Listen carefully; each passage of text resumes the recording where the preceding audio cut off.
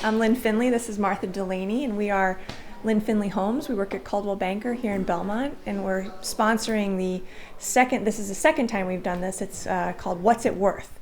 And it's an opportunity for the community to come to the Belmont Lions Club and share with us their antiques and their treasures that they found in their closets, attics, basements, mothers' houses.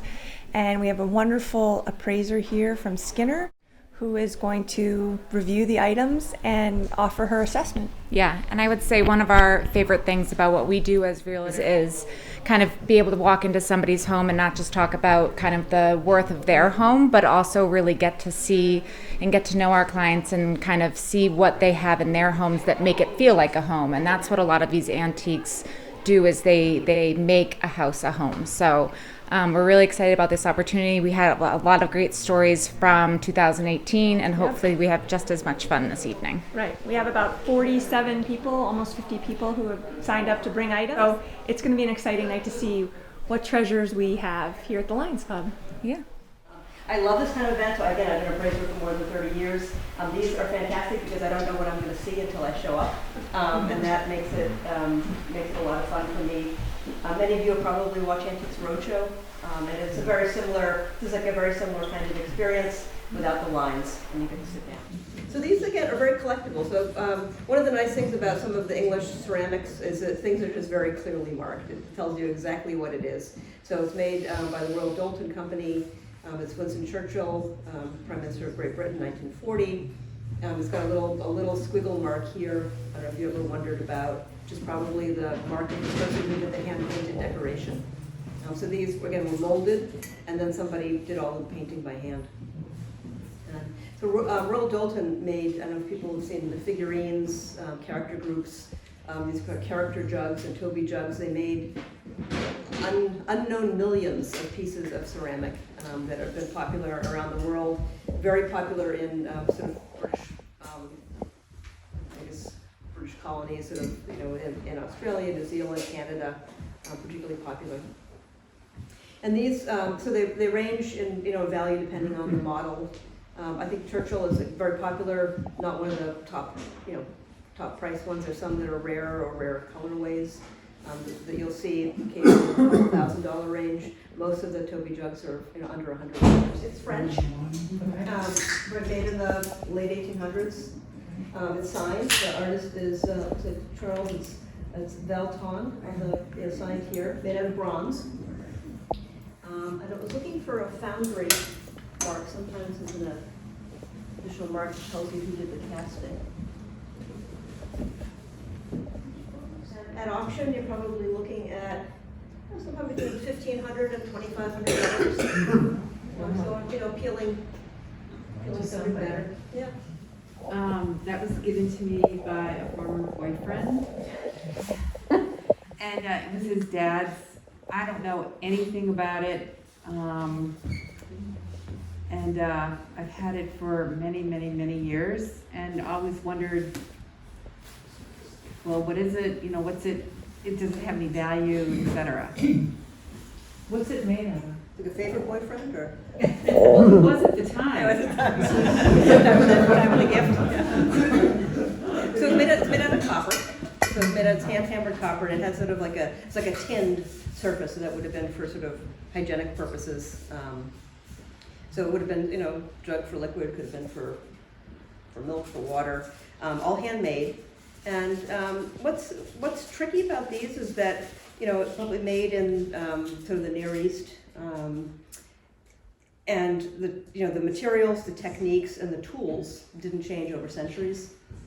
So part of it is looking to see what kind of wear does it have? Has it been repaired?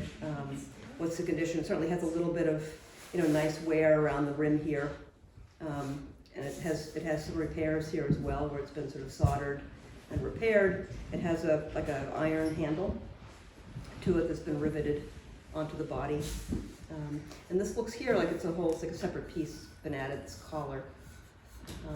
So it's sort of a utilitarian item, the kind of thing that would have come back. Maybe somebody traveled and bought it in a bazaar someplace, or would have found it in a shop here. Value-wise, in today's market, modest, maybe $75 or so. I'm happy to sell if anybody wants it. I'm not wedded to it or anything. Or to the boyfriend, right? So again, it's like, it's, everyone can bring home something different than they can. Let's see.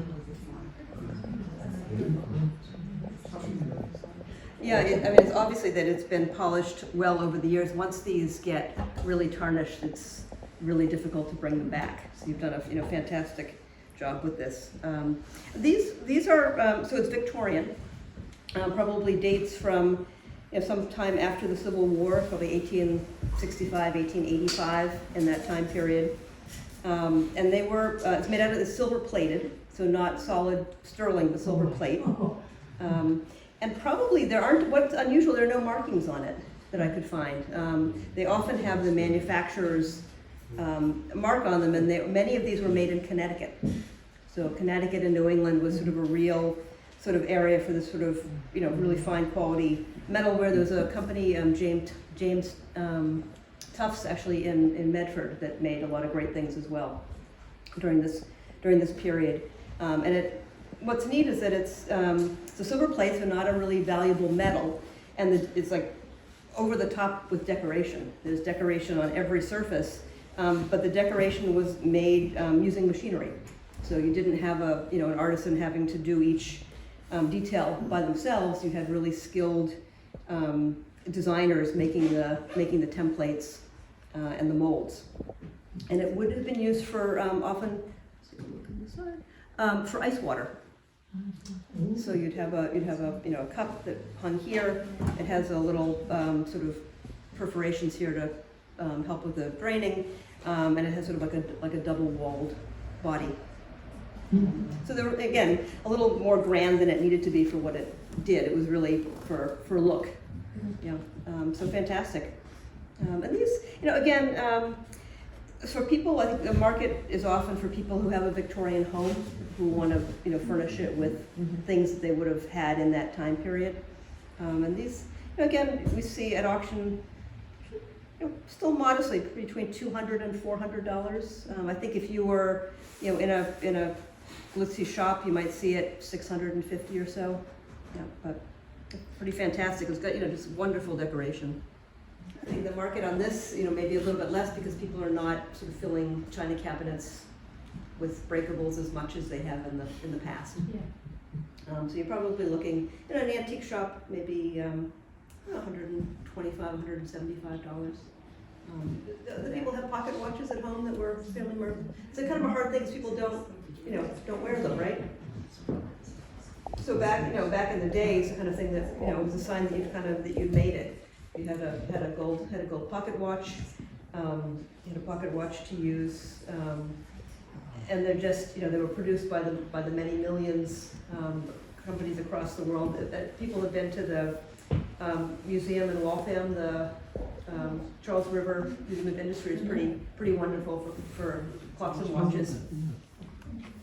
So I had a look. It looks like the one here, the sort of the Hunter case pocket watch with the closed face is gold filled. And we've got sort of a silver case, this little lady's watch here with enamel dial, and this one here, sort of more everyday watch. Interesting that it has the numerals around the outside with a closed face, so it's sort of letting you know what it is in there. So it's a nice way of displaying them. Again, they're often just tucked away. People don't know what to do with them. They can put them sometimes on a watch hutch or under a dome. But altogether, the watches themselves are not terribly valuable individually, because often with the watches, it's the materials. If there's the solid gold case, there's a lot of value in the gold itself, or if they have unusual mechanisms. So for pocket watches, they're often going to look for the maker. So Elgin and Waltham were some of the most prolific makers that we see the most of. Tend to have more modest value than sort of if you think about Vacheron and Constantine, or some of the Patek Philippe, some of the European makers, or if they have an unusual mechanism, so anything that has an alarm on it, or has any kind of sort of extra actions, will make them special. Or again, for pocket watches, if they're very, very thin, because the mechanism then has to be very small. something like this, altogether, what are you looking at? Maybe $300 or so as a collection. So, but nice way of displaying it. Very small.